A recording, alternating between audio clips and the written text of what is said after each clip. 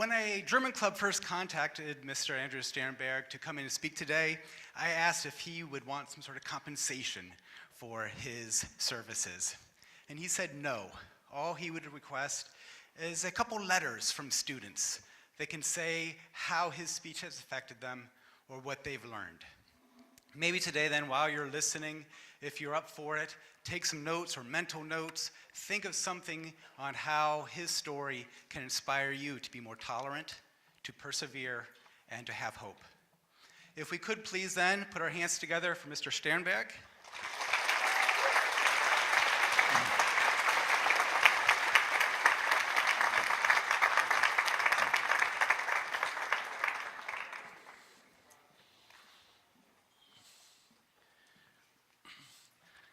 Good afternoon, young ladies and gentlemen.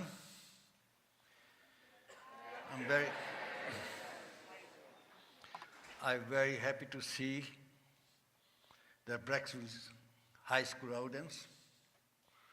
I'm a Holocaust survivor. When I look at all of you, probably most of one is older. When I ended up, 1944, rounded up in Hungary. I born there, 1929, June 27. And I wasn't even 15 years old when I has been rounded up in a small town with 40,000 people, 3,000 Jews. But prior to that, I born in a little village, only 940 people, only one Jewish family. Many books has been produced, written about the Holocaust, and most people think the Holocaust is a Jewish question. No, the Holocaust is a human question. Hitler don't started with the Jews. Hitler started with his political enemy. When he get rid of his political enemy, it's very easy to blaming some minority peoples. And each country, including Germany, around the world, we have Jews. And I told you teachers, a few months ago, I speak Hudson, Ohio, and a school teacher called me, says, well, you know, you're dealing with the younger, and you got to be careful what you're going to be saying. And very tender people. I said, well, I will try to do my best. I went to the store, grocery store, I bought some flowers. It's about 82 or 83 pieces. The audience is more than 150. And I told the teacher, give one pieces for each student, at least only one. But I want to make it sure, when I bought it, all these flowers is different size, different color. And the teacher beginning, they don't understand why I bought a flower to the school. Well, I bought it in the flower to the school because on the planet, the human being is a flower. We have tall people, short people, we have white, Eskimos, Japanese, Chinese, Latinos. We are different colors. We are different flowers. So I believe we have to respect human being, different religion, different colors. But I'm here to tell, basically, in a short times, my experience. I don't talk about myself because I call myself as a messenger. I only could speak about behalf of the people who did not make it. I was not even 15 years old, 2 months younger and 15, when I ended up 1944, May 21, Auschwitz. I never heard the place before, but before I get to Auschwitz, we has been locked in cattle wagon. And we have no idea where we're going. It's a second transport, 1,500 people, grown people, child, old, young. We got 2 barrels in a cattle wagon, one for drinking water, but I don't have to tell you, less than an hour is gone. Another barrel, approximately 100 gallon for human waste. And I seen how disrespecting our life when I seen for a young lady or a mother has to be take the jacket off of the husband, cover the barrel, they have to serve themselves for the number 1 or number 2 human waste. Like animals, we has been treated. We have no water. 1.5 days, we have no way to knowing it where we are. When we went to Auschwitz, we never heard it before. That was Saturday afternoon, 1 o'clock. And we saw a lot of people with a prisoner uniform. On a prisoner uniform, we only could look out for the cattle wagon, but came to the evening. And 4 square chimney, flame is getting out, and some older guy, for about 5 or 6 years older than me, they graduated for a gymnasium, and I thought he may be more smarter than any of us. We see the flame on a 4 chimney, and I asked him, I said, what is this flame? He says, well, in Germany, the eternal flame is very customary. Well, I learned lesson 24 was different meant for the flames. This was Saturday evening. Sunday morning, 6 o'clock, all cattle wagon door, sliding door is opened, and he's screaming, Schnell heraus! Eintreten! And I'm more than sure most of you students, they understand what this means. Get out, fast, and line up. And we went to the ramp. Probably I was at 12, 14 steps away from the cattle wagon when I told my mother,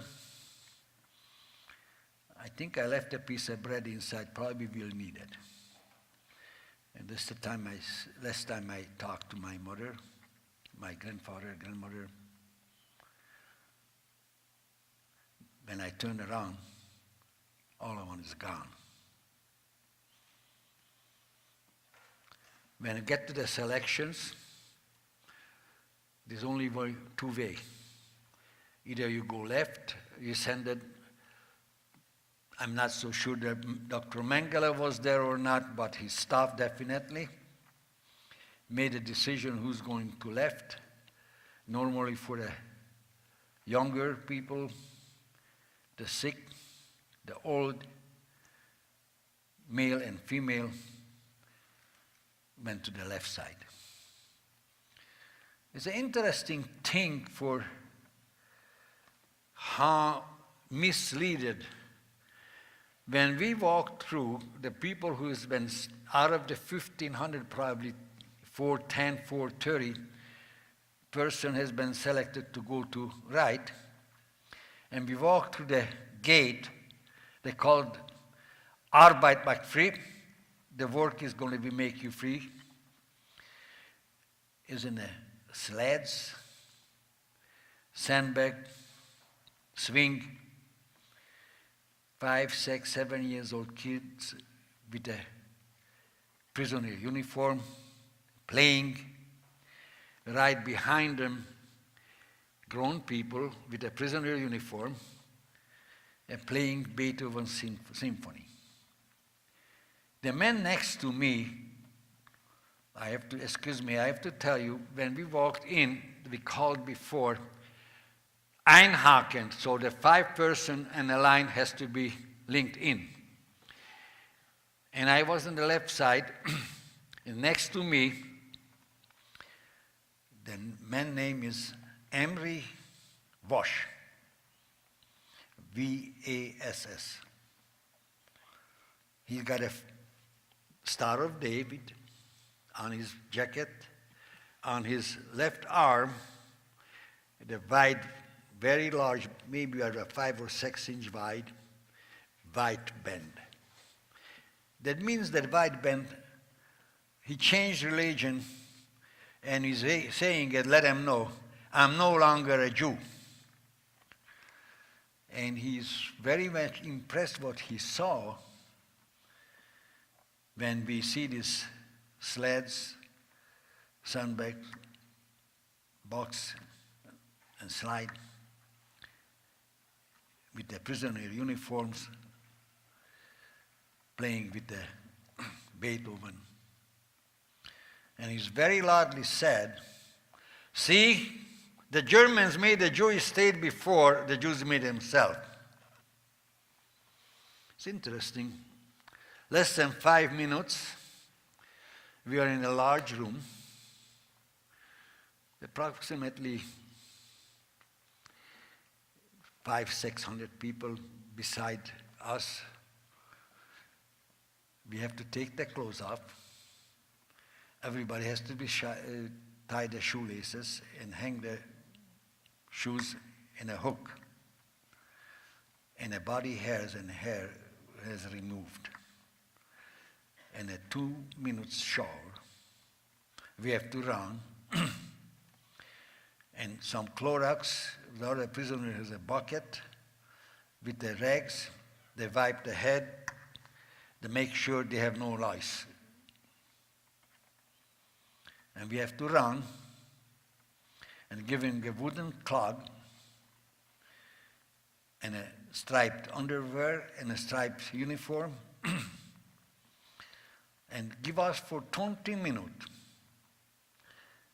to change the clothes, because the clothes what we get, maybe I get too big and other person get too small. So give us 20 minutes to make a change among ourselves for everybody fit into the clothes properly as possible. We ended up in a barrack. The barrack was a prisoner with a prisoner uniform, but he's from Switzerland. And he's not a Jew, but he was some kind of news reporter. Probably we don't know the reason why he was in Auschwitz. Only thing I could think, maybe he don't need a favorable story about the Nazi Germany. And we ask, so where is the rest of the people? The families? The question, how long you been here? Oh, we about an hour and a half. He stepped out of the barrack and looked up in the sky.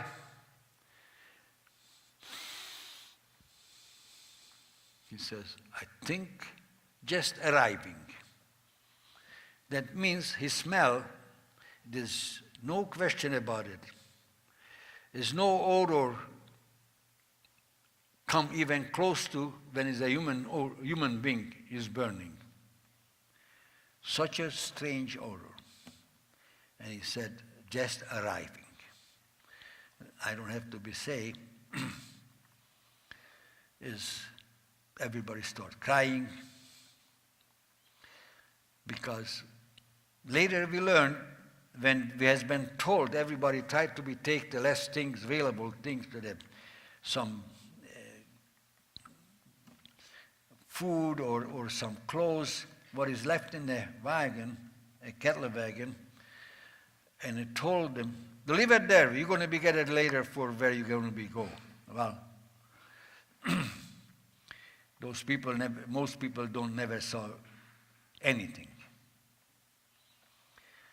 When we entered the barrack, in a barrack commandant called the block Ältester, there's the oldest man in the block, that was the Swiss reporter.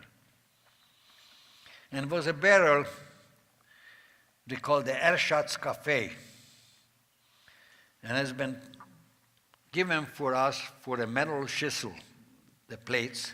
Excuse me, I said it in German, right? Schissel. And it has been told, when you go there with your plate, make sure it's level, not left or right, down, has to be perfectly level. And the other prisoner is giving, called the Erschatz coffee. It's basically some kind of black water. Right front of me is the man name is Dr. William Pauk. He was an architect, First World War hero with medals, and his daughter was a music teacher, tall man, probably 190 to 210 pounds. And as a short man is sitting in a chair, and he told this man who's serving the coffee, I want to serve this man. And he gave him a little, and all of a sudden for the little for his face hit the face and the blood coming out. And Dr. William Pauk says, Warum? Why? Because you don't keep your plate straight. And he walked away. I went inside the barrack. We all of us is surrendered around, tried to be, don't forget, I was not even 15, so some people was younger, tried to be calm him down. And he says, you know, I could kill that rat with my two bare hands, but I don't touch him because I know going to be serious consequences about all of you. Nobody has a watch. But the following morning I learned Dr. William Pauk is run into the 10,000 electrical wire and committed suicide. I has been asked many times here in the United States or even in Hungary when I went back, is how come you don't have a tattoo? I really don't know why. But this made me very scared when I don't get the tattoo and some people get for the following next barrack, not the same barrack. But we have it called the Splittergraben. It's like in a military for a front.